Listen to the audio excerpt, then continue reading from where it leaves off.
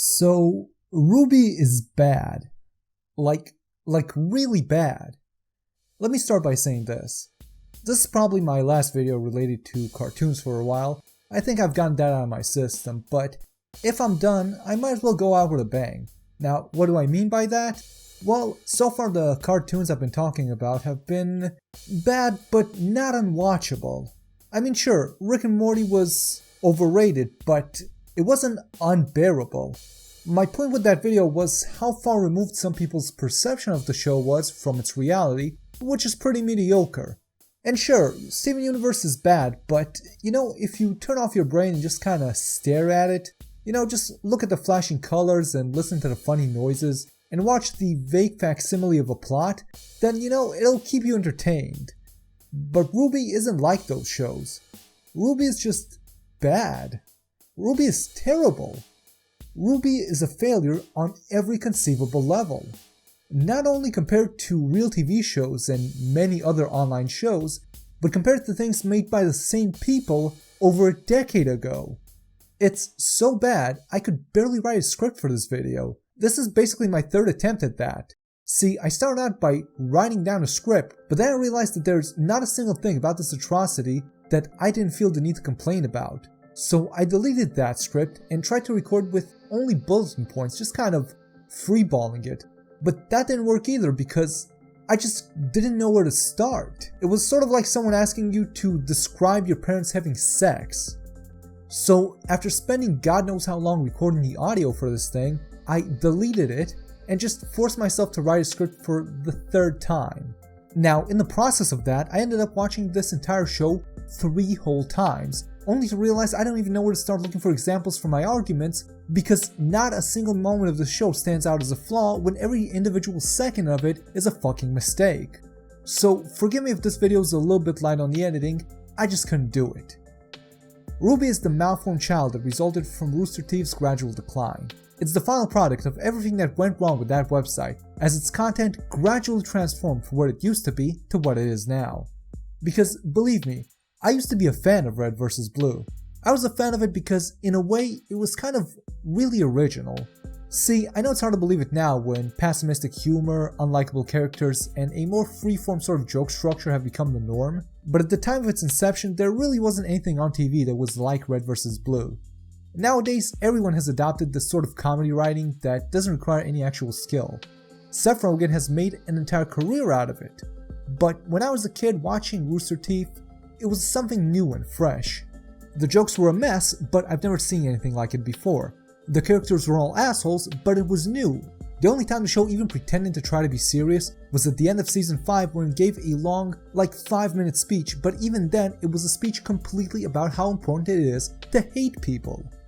However, since then, the content on the site has been in a perpetual state of decline. Now every season of Red vs. Blue contains several would-be emotional moments that grow ever more stale with every passing year. And RWBY is the condensed, purified version of that. So why even talk about the show? Well, because with the site's popularity waning, and with them getting less and less attention, they now oversaturate the website with stale, low-quality content. And with RWBY's surprise success with the Japanese, it has completely overshadowed everything else on the website, despite being an absolute garbage fire.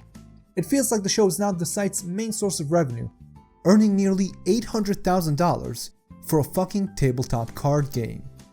Seriously, I cannot imagine the kind of person who would bring the RWBY card game to play with his friends. That is not a party I would like to be at. So if Rooster Teeth is going to be basically RWBY.com, we might as well talk about it. So let's talk drama. Now usually I talk about drama last because, let's be honest, my videos are nothing but an excuse to talk shit about people. But I don't want to do that this time, so let's instead just get all of this stuff out of the way first, okay? In the minor drama section, there's the time where the voice actor of Ironwood was supposedly accused of hitting on an underage girl, but I don't know where this claim originates, so I don't know if it's true. There's also the time when 2 guys from the show were on a podcast talking about a fun game they like to play where they intimidate random women on the street by following them in their car. Do you know what Connect the Hots is, Ryan? I'm not familiar with that game, no. Tell him, Jeff. All right, so Gavin and I have a rule. It doesn't work as well in our current house as it did in the old one. where if we're driving to work and we see a hot chick, we have to follow her at a very slow, deliberate, and creepy pace. Since then, they've been trying to get rid of this video, but people just keep re-uploading that thing. Then there's the major dramas. First and foremost, everything revolving Monty Oom's death. I don't know if I'm pronouncing his name correctly, so I'll just call him Monty from now on. And his wife Sheena. Monty was the creator of this show, and after he passed, his wife, who even the family didn't know he even married, and was probably a visa marriage, used his death for personal profit. First of all, by starting a GoFundMe campaign for his funeral, which she kept open long after he was long in the ground, and where she collected nearly $250,000.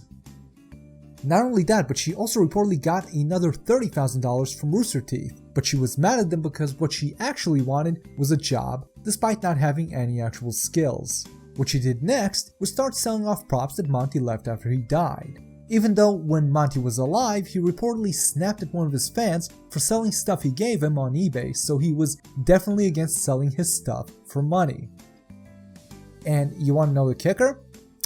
His wife Sheena, well, she's probably the one who killed him. Yeah, that's right. You see, Monty had a severe allergy. So severe in fact that the people of Rooster Teeth actually had a cat at the office that they had to take out of the office and bring home because Monty just couldn't work at the office if the cat was even in the same building with him. His wife, on the other hand, didn't really give much of a fuck about that and kept bringing stray cats into their house until he was so sick he had to go to the hospital and get an allergy shot. Now, the thing about allergy shots is that they work a lot like vaccines, giving you a small dosage of what you have a problem with to get your immunity system sort of used to it. Which basically means that they gave him more of the allergen that he was already overexposed to, which gave him an extra strong allergic reaction, which ended up killing him. So, yeah, she basically killed him. Since then, Sheena has been working as a professional cosplayer, which is basically a euphemism for a softcore porn actress on the internet. And she allegedly used his funeral money to get a boob job. Allegedly. It was probably these connections in the nerd prostitute industry that got them in touch with Jessica Nigiri, who now does one of the voices at Rooster Teeth. For those who don't know who Jessica Nigiri is, she's basically another plastic surgery loving fake geek girl who makes thousands of dollars a month dressing up as cosplay of different video game characters, which is basically just her in her panties, which are color coded to look like the character. Now, the interesting thing about Jessica is that she was recorded or overheard saying that she hates all her fans, which I honestly can't blame her for because her fans are a bunch of losers who pay her hundreds of dollars a month to dress up as their anime waifus, even though just a little hint, guys, there's already porn on the internet, and it's free. So, yeah, can't really blame her for hating these guys. They are probably the creepiest people at any anime convention. In any case, Nigiri is not an actress, and is now probably the second worst voice actor in all of RWBY, which is saying a lot because they're all bad. We'll get to that. Now, another big drama is the one revolving Shane Newell, probably not pronouncing that right either, a former employee who wrote a 36-page open letter accusing the company of destroying Monty's legacy. Now, it's hard to take his letter seriously because of how unprofessional and whiny he sounds, but it does provide a lot of useful information that I used in this video. Furthermore, there are some related allegations saying that the company underpays and mistreats its employers, with one person claiming he was only paid $200 to record 7 episodes and was scheduled by Rooster Teeth to appear at a convention without them asking him. A third related rumor is that Shane got into a physical altercation with Bernie Burns. Again, this is unsubstantiated. I don't know if it's true or not, probably not, but if it is, it's fucking hilarious. And finally, the drama basically everyone already knows about, the stolen characters. Yeah, it appears that some of the character designs in the early episodes were stolen. Were stolen specifically from Hatsune Miku, the Japanese simulated pop idol. They were stolen, recolored, and then put into a hobbyist level animation program which is used to make the show. Yeah. Okay, so that's all the drama. Next, for a second, let's just talk about the fans, since, if we're already doing drama, we might as well get to that too. The Rooster Teeth fanbase has gotten a reputation of being obsessed, obnoxious, unwilling to admit that there's anything wrong with any of the shows on Rooster Teeth, or unwilling to admit that Monty wasn't God. Basically, they're utter sycophants. I was going to make the point in my Rick and Morty video that when a fanbase starts using character names as insults, that's basically the final death nail of any fan community. And by my calculations, the Rooster Teeth fan community has been dead for basically a decade. Let me tell you guys a little story, okay? Years ago, I don't know how long and I don't know for what reason, I decided to join the Rooster Teeth forums. After being there for about a day or two, someone noticed that my English wasn't as good then as it is now, and smugly informed me that I am a caboose. And at that point I realized that this community is basically hopeless. Me, a guy who spends his time on forums where I get called kike 5 times a day, looked at these people and thought, you know, these guys aren't worth it. I think I'm gonna go join a neo-Nazi forum instead. So with all that out of the way, let's finally talk about the actual show, step by step, starting with the visuals. This show is ugly. Everyone's movement is stiff and wooden, they don't seem to have a full range of motion in their fingers, and it all just looks like crap, okay? The fight scenes look more fluid, but my guess is that those are done with motion captures while the rest of it is manual, which is why it looks so awful. I mean, the rest of this show is just unbearably lazy. The characters either hardly move their limbs and faces when talking because animating them is, I guess, extra work, and thereby robbing any hope of the bad voice acting actually being a little bit effective. Or by contrast, when they actually do move, they make motions that no living human being would ever actually make. Furthermore, the character's age is impossible to discern. I only know that Ozpin is older than everyone because he has gray hair. Other than that, he looks exactly like every teenage character in the show. And this causes even more problems because I don't think that even the creators of the show know how old some of these characters are. Like, how old is Cinder, for example? I mean, when I first saw her, I assumed she was in her 20s at least because she's a serious villain. But then, she sneaks into a school disguised as a teenager, so... Does no one notice this, or... Okay, moving on. The character designs. Those are sometimes nice, but we already talked about this, those are also sometimes stolen. And my 2 final nitpicks about the animation are that, first of all, they randomly use anime visual tropes for no reason at all, which is completely jarring and out of place, since it only happens like once or twice a season. And for some reason, in the years they've been making the show, no one has ever thought of fixing Blake's hair, which remains floating motionless behind her like it's made of solid granite. And you know, this show doesn't have to be this bad. Has anyone here ever watched Kemono Friends? You know, that show that was popular somewhere earlier this year. That show was actually really good.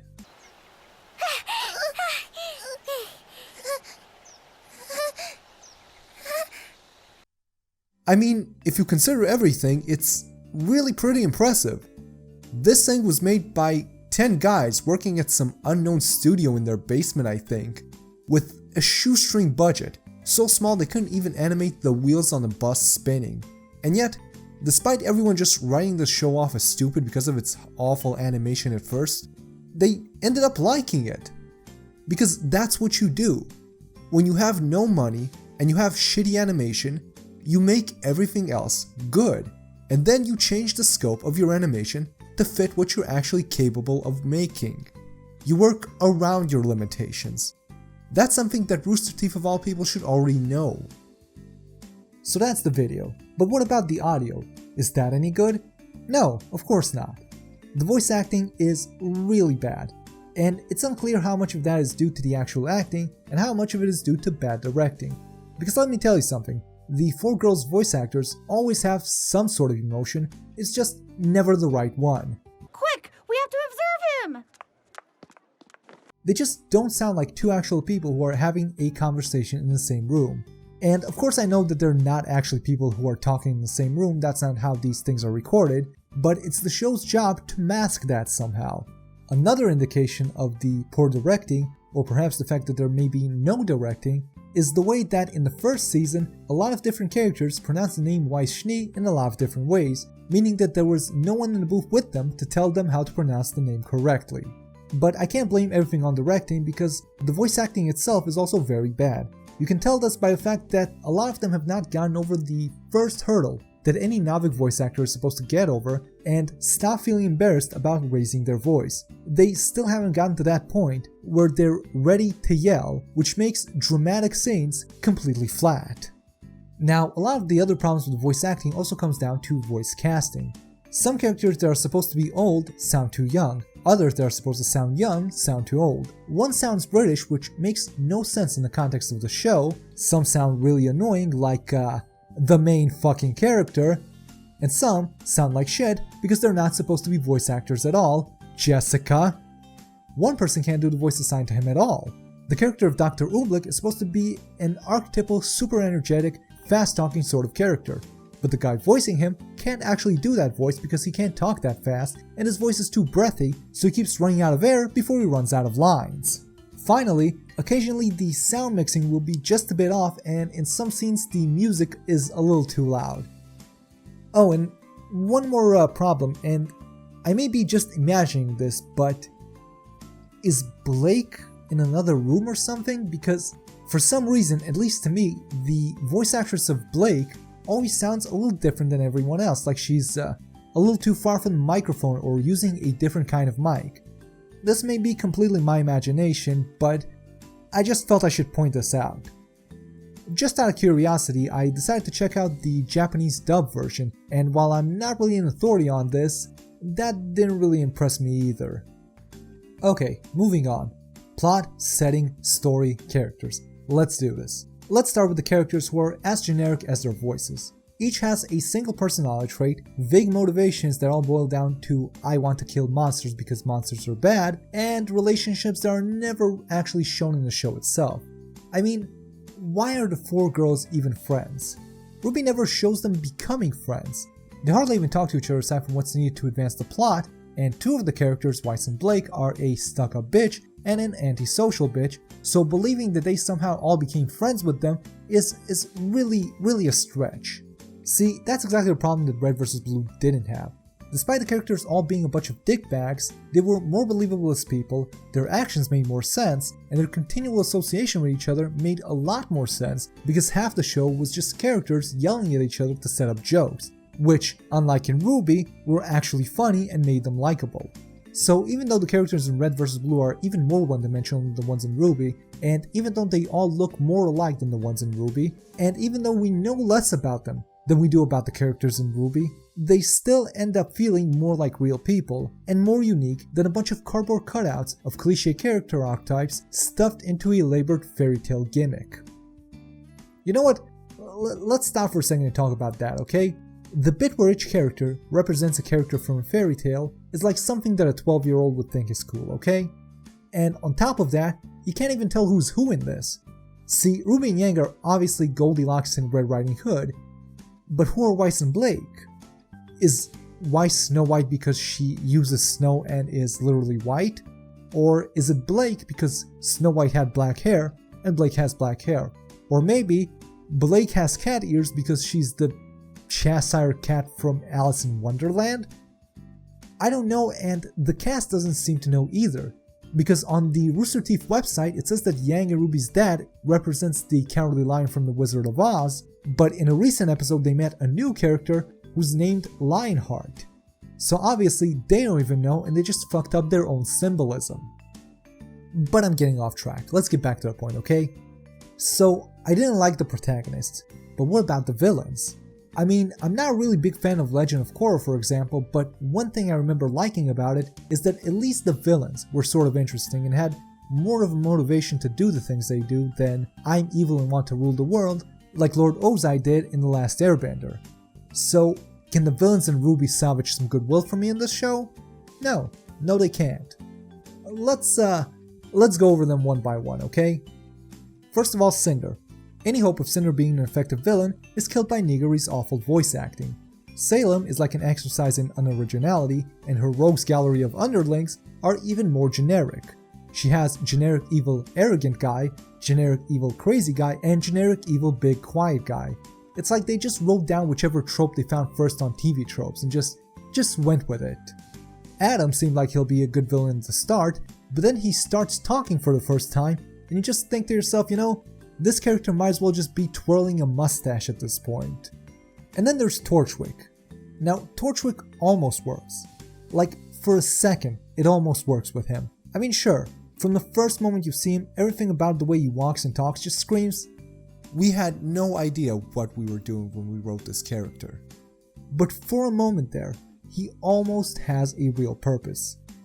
In one scene, near the end of season 2 I think, they're fighting on a big plane, and when he's just about to beat Ruby, he stops for a moment and she asks him, why are you doing this? At this point he spouts a bunch of lines that whoever wrote this shit must have thought sounded really cool but actually sounded cringy and awful. But you know, at least it was something. At least it was some motivation. At least it looked like he might have some actual depth. And then he gets eaten by a bird. Oh, and his sidekick gets blown away by the wind. Yeah, I'm serious. The first time one of the villains looks like he might become interesting, a big bird shows up behind him and eats him. And his assistant, who throughout the show was one of the only kind of interesting characters. I mean, sure, the Never Talks character has been done to death and is probably just a cheap way to save money on another voice actor. Well, she gets flung off the airship by a strong gust of wind and is presumed dead. Although we don't even get the courtesy of knowing if she's actually dead or not. Not even worth showing us that. Right, next is the setting. The setting is Naruto with Gunblades meets Attack on Titan, where all the Titans don't pose any actual threat and all the characters are replaced with anime waifus. I mean, seriously, have the Grimm ever actually killed anyone in the show? Ever? At all? No, never, But that's basically it. The world is a mediocre Final Fantasy game where the rules allow each character to have a unique superpower like a million other shows have done before, like every shonen anime has done this, to better effect, okay? Now their arsenal is just bad steampunk, the symbolism I already talked about, it's just a League of Extraordinary Gentlemen as written by a retard, and then there's the backstory. See, the show has these little mini episodes explaining the world of RWBY, and here they descend into a sort of more fantasy-inspired direction. And when they do this, they of course choose to pick up my most hated ever, most stupid trope that I simply cannot stand. The redundant pre-story story. And this happens in every fantasy book, every fantasy show. See, RWBY has some sort of deep lore about the world where they live and its history that contributes nothing to the plot and is completely useless. Why do I care about a war that the four kingdoms in the show have had like 100 years ago that affect nothing in the current story? What's the point of that? Now, another thing that contributes absolutely nothing to the show is Dust. Now, let me tell you about Dust for a second, okay? Dust is supposed to be a pivotal part of the show. In the first few minutes of the exposition of the very first episode, it is explained that dust is what gives people in this world the power to control the elements. And yet, no one ever uses it, no one ever loses a fight because they've run out of it, and if their superpowers are somehow powered by dust, there is nothing in the show that indicates this.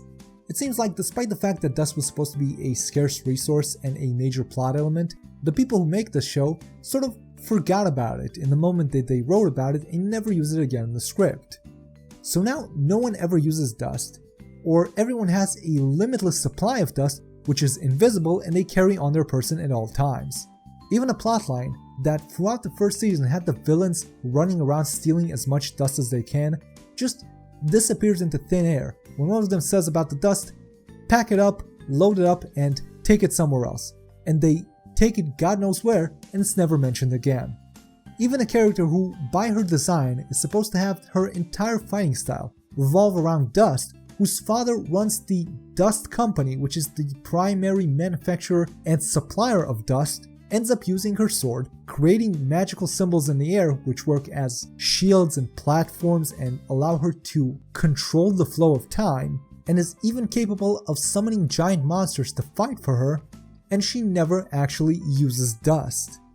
Even when she does use dust, despite having a limitless supply of it from her father and having every single type of dust, she only ever uses ice.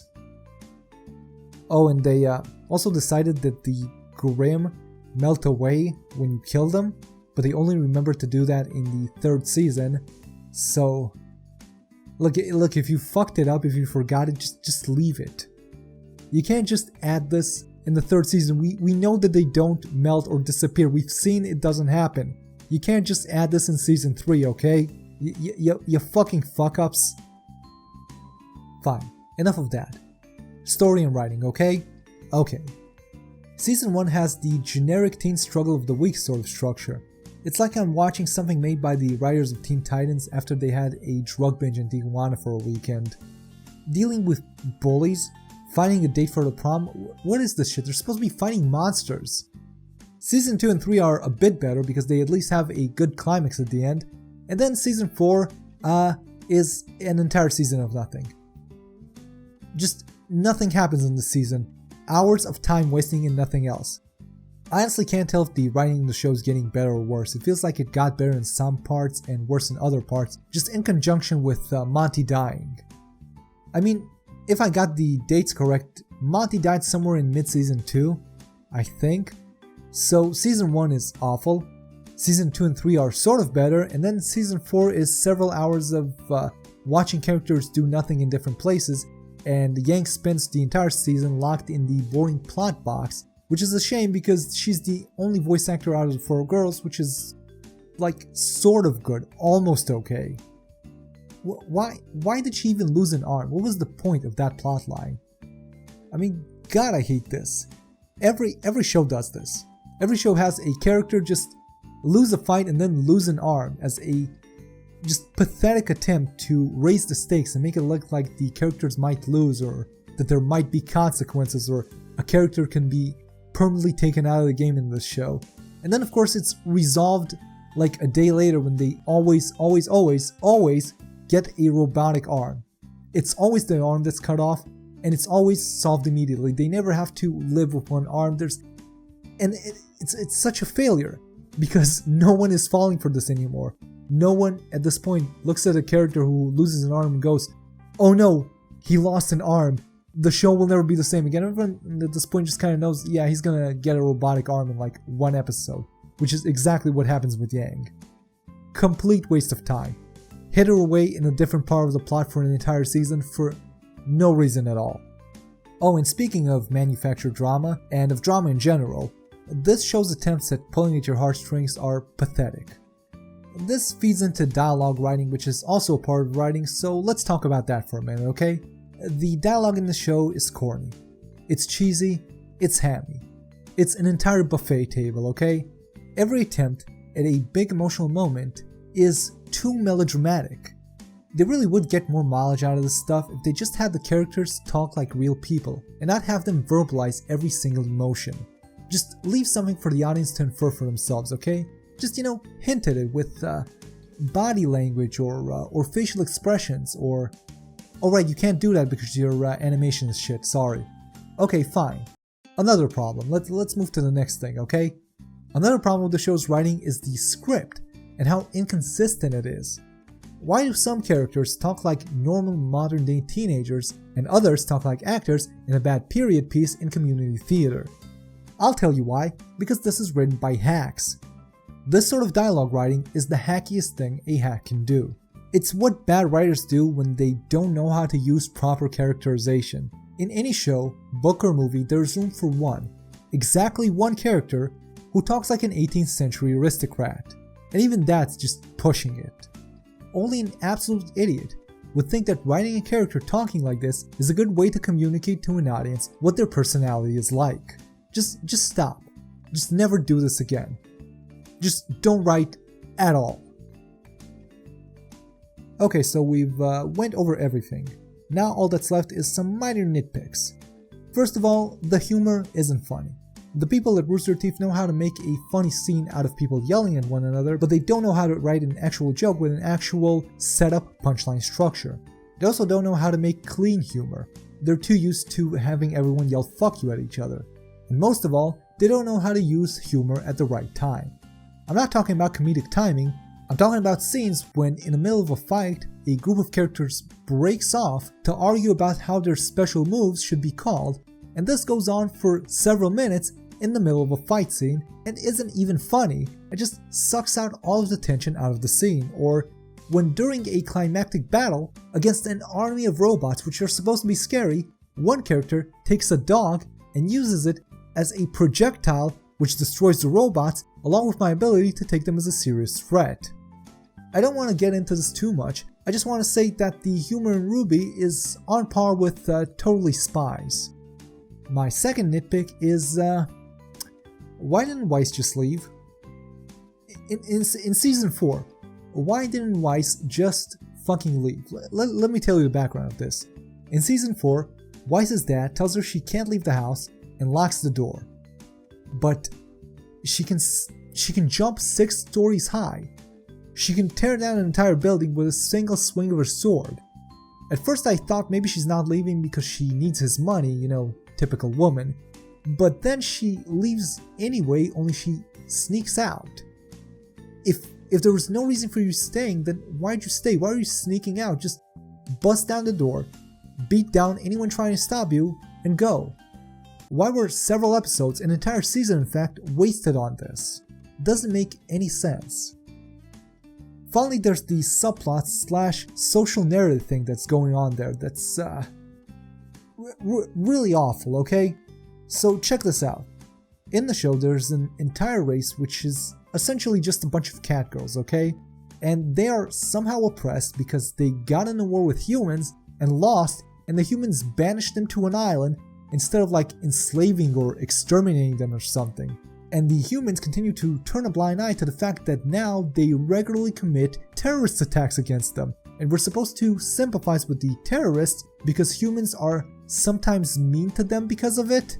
There's also supposed to be some sort of racism allegory in here somewhere, and Weiss's dad runs the company that supposedly exploits them somehow, but this hardly ever has any lasting effects on Weiss because even people who treat her like shit because they hate him for somehow exploiting their labor by hiring them or causing smaller dust suppliers to shut down because he runs his business better than them. My dad was good too, owned a little dust shop of his own. Till your father's company ran him out of business. Even they only hit her for like half an episode at most. That was a gutsy move, Schnee. I dig it. Like, I don't even get how her dad is the bad guy. I mean, sure, he's an asshole, but according to the show, this animal race moved near his factories because he promised them jobs. Then he gave them jobs, and he rightly states that he's not oppressing them because he's paying them exactly as much as he pays his human employees, but the show still somehow treats him like the bad guy here. Like, would it have been better if he left them unemployed, or maybe he should pay them extra because of their race? Should he give people bad service to keep smaller dust suppliers from having to do their own job better so they can compete with him and they can't blame him for their own failures? This whole thing just gives me a headache. This is a massive failure of writing. Okay, so let's just sum up. We are now starting season 5 of the show, and it's still bad. Many things have gotten better, but none of them have gotten so much better that they're actually good. The animation is more detailed and fluid, but people's gestures are still either excessive or robotic. The character designs are probably not being stolen anymore, but adding tiny wrinkles to characters' models to try to make them look older is just laughable. Some of the voice actors got better, or maybe the direction got better, but it's still very unimpressive. The writing continues to be a mixed bag of mediocrity and incompetence, with the only changes being that some things that were once okay are now bad, and some things that used to be bad are now okay. It's like the show is constantly taking one step forward and one step back. Even the fight scenes, which used to be the only good part of the show, now somehow feel sort of more uninspired. They still use anime visual tropes in random places. Blake's hair is now better rendered, but it's still stuck in midair. They even introduced a new character who has 5 personalities that change with the colors of his eyes, which is something a middle schooler would think is a good idea. In 5 years, this show has hardly improved at all. Nothing about the show is worthwhile. The voice acting is bad, the character designs are stolen, the animation is jittery, the story goes nowhere, the dialogue is unrealistic, the drama is forced, the villains are generic, the monsters pose no threat, the humor isn't funny, the world is bare bones. What part of the show is good exactly? What, the fight scenes? Is that the only good thing? The barely competent audio? The free voice actors who actually know how to do their job? What part of this am I supposed to be applauding here exactly? At the pace it's going, maybe by season 25, this show will actually be good. Until then, give it a miss.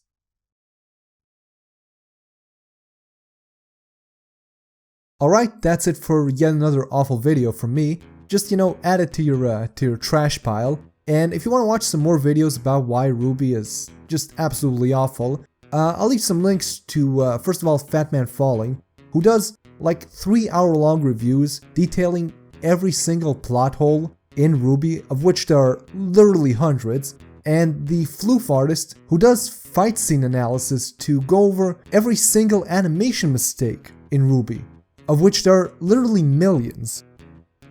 And if you enjoyed this video, I don't know how you were capable of doing that. I don't know, go fuck yourselves, I guess.